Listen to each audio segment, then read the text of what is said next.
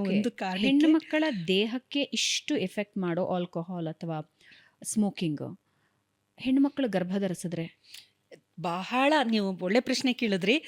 ಇಲ್ಲಿ ಬರೀ ಇಷ್ಟೇ ಅಲ್ಲ, ಕ್ಯಾನ್ಸರ್, ಬ್ರೆಸ್ಟ್ ಕ್ಯಾನ್ಸರ್ ಸಾಧ್ಯತೆಯೂ ಜಾಸ್ತಿ ಮಾಡುತ್ತೆ. ಎಸ್ಟ್ರೋಜನ್ನು ಆಲ್ಕೋಹಾಲು ಎರಡು ಸೇರುತ್ತಲ್ಲ, ಆಗ ಸ್ತನದಲ್ಲಿರುವ ಸೆಲ್ಸ್ಗಳು ಅದರಲ್ಲಿ ಪ್ರಾಲಿಫರೇಷನ್, ಈ ಕ್ಯಾನ್ಸರ್ ಡೆಫಿನೇಷನ್ನೇ ಸೆಲ್ಯುಲಾರ್ ಪ್ರಾಲಿಫರೇಷನ್ ಆ್ಯಂಡ್ ಡಿಫ್ರೆನ್ಸಿಯೇಷನ್ ಅಂತ ಕರಿತೀವಿ. ಅದು ಎರಡೂ ಜಾಸ್ತಿ ಮಾಡೋದ್ರಿಂದ ಇಂಥ ಹೆಣ್ಣು ಮಕ್ಕಳಿಗೆ ಸ್ತನ ಕ್ಯಾನ್ಸರ್ ಬರುವ ಸಾಧ್ಯತೆ ಜಾಸ್ತಿ ಇರುತ್ತೆ. ಸೊ ಇಷ್ಟೆಲ್ಲ ಅವರ ದೇಹಕ್ಕೇ ತೊಂದರೆಗಳು ಆಗ್ತಾ ಇದೆ. ಇನ್ನೂ ತುಂಬ ಆಗುತ್ತೆ. ಕೆಲವೊಂದು ಹಾರ್ಮೋನ್ಗಳು ಇದು ಎಲ್ಲದೂ ಕಾಂಪ್ರಮೈಸ್ ಆಗಿ ದೇಹಕ್ಕೆ ಬೇಕಾದಷ್ಟು ತೊಂದರೆಗಳು ಆಗ್ತಾ ಬರುತ್ತೆ. ಹೃದಯಕ್ಕೆ ತೊಂದರೆ ಆಗುತ್ತೆ.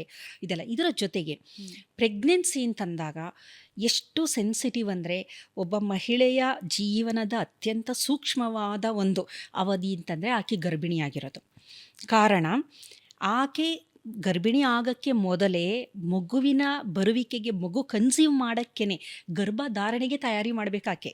ಆಕೆ ದೈಹಿಕವಾಗಿ ಮಾನಸಿಕವಾಗಿ ಎಲ್ಲ ಥರದ ಆರೋಗ್ಯವನ್ನು ಹೊಂದಿದಾಗ ಮಾತ್ರ ಆಕೆ ಗರ್ಭ ಧರಿಸಬಹುದು. ಆದರೆ ಇಲ್ಲಿ ಗರ್ಭಧರಿಸಿದ ಮಹಿಳೆ ಏನಾದರೂ ಆಲ್ಕೋಹಾಲ್ ಸೇವನೆ ಮಾಡಿದ್ರೆ ಅದರ ಪರಿಣಾಮ ಅಂತೂ ತುಂಬ ಭೀಕರವಾಗಿರುತ್ತೆ ಅಂತ ಅನ್ಬೋದು. ಕಾರಣ ಏನು ಅಂತಂದರೆ, ಈ ಗರ್ಭಧರಿಸಿದಾಗ ಆಕೆ ಮಗು ಇರುತ್ತಲ್ಲ, ಆಕೆ ಏನು ಸೇವನೆ ಮಾಡ್ತಾಳೆ, ಪ್ಲಾಸೆಂಟಾ ಮುಖಾಂತರ ಆ ಮಗುವಿಗೆ ಹೋಗ್ತಾ ಇರುತ್ತೆ. ಫೀಟಸ್, ಅದು ಮಗು ಅಂತ ಅನ್ನಲ್ಲ, ಅದನ್ನು ಫೀಟಸ್ ಅಂತೀವಿ, ಡೆವಲಪಿಂಗ್ ಫೀಟಸ್ ಅಂತ ಕರಿತೀವಿ. ಮಗುವಿನ ಒಂದು ಮೆದುಳಿನ ಬೆಳವಣಿಗೆ ಇದೆಯಲ್ಲ, ಅದು 21ನೆಯ ದಿನದಿಂದ ಆರಂಭ ಆಗುತ್ತೆ. ಆಕೆಗೆ ಇನ್ನೂ ಗರ್ಭಿಣಿ ಅಂತಲೇ ಗೊತ್ತಿಲ್ಲ.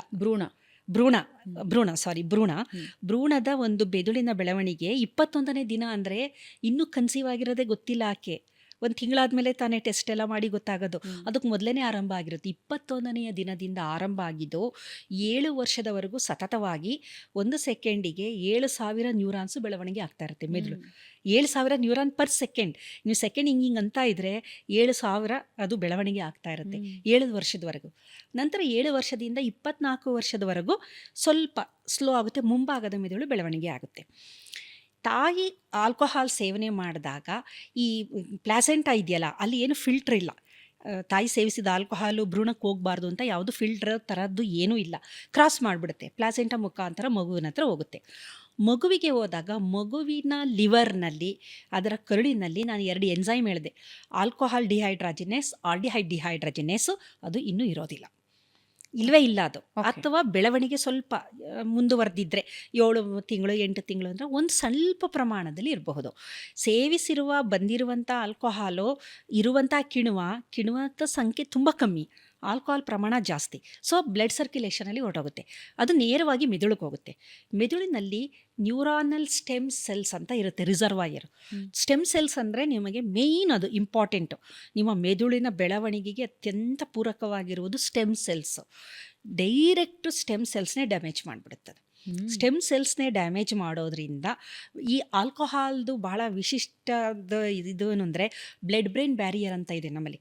ಮೆದುಳಿಗೂ ರಕ್ತದಲ್ಲಿ ನಾವು ಸೇವಿಸೋದು ಎಲ್ಲ ಬ್ರೈನ್ಗೆ ಹೋಗೋದಿಲ್ಲ, ಫಿಲ್ಟ್ರ್ ಇದೆ, ಅಲ್ಲೊಂದು ಬ್ಯಾರಿಯರ್ ಇದೆ.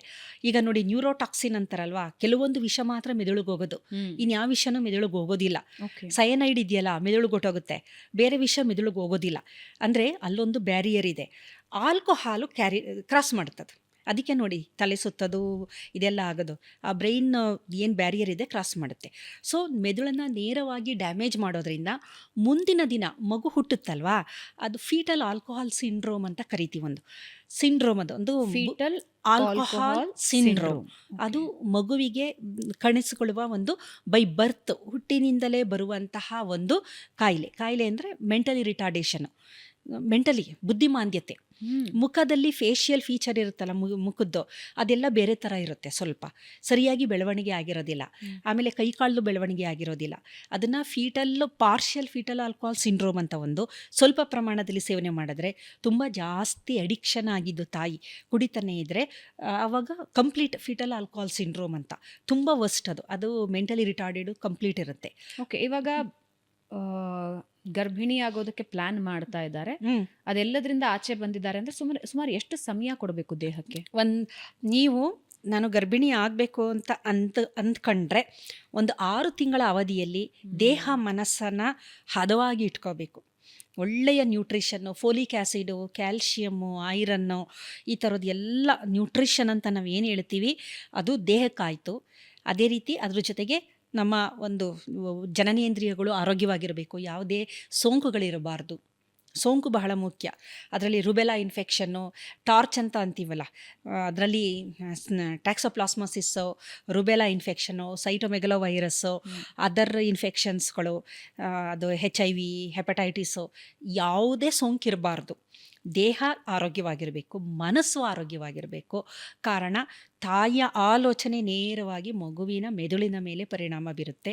ಸೊ ಈ ಆಲ್ಕೋಹಾಲ್ದು ಫಿಟಲ್ ಆಲ್ಕೋಹಾಲ್ ಸಿಂಡ್ರೋಮ್ ಆಯಿತು, ಬಿಹೇವಿಯರಲ್ ಪ್ರಾಬ್ಲಮ್ಸ್ಗಳು ತುಂಬ ಆಗುತ್ತೆ ಮಕ್ಕಳಿಗೆ. ಮಗು ಹುಟ್ಟಿದಾಗ ಅದರದ್ದು ನಡವಳಿಕೆಯಲ್ಲಿ ತೊಂದರೆಗಳು, ಲರ್ನಿಂಗ್ ಡಿಸಬಿಲಿಟಿ ಆಗಿರಬಹುದು, ಆಮೇಲೆ ಆಟಿಸಮ್ ಸ್ಪೆಕ್ಟ್ರಮ್ಮು ಆಗುವ ಸಾಧ್ಯತೆ ಇದೆ ಅಂತ ಅಂತಾರೆ ಕೆಲವು ರಿಸರ್ಚ್. ಇದರಲ್ಲಿ ಅಟೆನ್ಷನ್ ಡಿಫಿಸಿಟ್ ಪ್ರಾಬ್ಲಮ್ ಆಗಿರ್ಬೋದು, ಬಿಹೇವಿಯರಲ್ ಪ್ರಾಬ್ಲಮ್ ಆಗ್ಬೋದು, ಸೈಕಾಲಜಿಕಲ್ ಪ್ರಾಬ್ಲಮ್ ಆಗಿರ್ಬೋದು.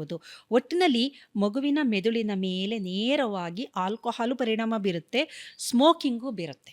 ಓಕೆ. ಕಾರಣ ಸ್ಮೋಕ್ ಮಾಡಿದಾಗ ಆಕ್ಸಿಜನ್ ದೇಹದಲ್ಲಿ ಕಮ್ಮಿ ಆಗುತ್ತೆ, ಮಗುವಿಗೆ ಆಕ್ಸಿಜನ್ ಸಪ್ಲೈ ಕಮ್ಮಿ ಆಗುತ್ತೆ, ಕಾರ್ಬನ್ ಡೈಆಕ್ಸೈಡ್ ಪ್ರಮಾಣ ಜಾಸ್ತಿ ಆಗುತ್ತೆ. ಹೈಪಾಕ್ಸಿಯಾ ಅಂದರೆ ಆಕ್ಸಿಜನ್ ಕಡಿಮೆ ಇರುವಂತಹ ಸಂದರ್ಭದಲ್ಲಿ ಮಗುವಿನ ಎಲ್ಲ ಅಂಗಾಂಗಗಳ ಬೆಳವಣಿಗೆ ಏನಾಗುತ್ತೆ ಅದು ಸರಿಯಾಗಿ ಆಗದೇ ಇರುವ ಸಾಧ್ಯತೆ ಇದೆ. ಹಾಗಾಗಿ ತಾಯಿ ಹೇಗಿರ್ತಾಳೆ ಅನ್ನೋದ್ರ ಮೇಲೆ ಮಗುವಿನ ಸಂಪೂರ್ಣ ಆರೋಗ್ಯ ನಿರ್ಧಾರ ಆಗುತ್ತೆ.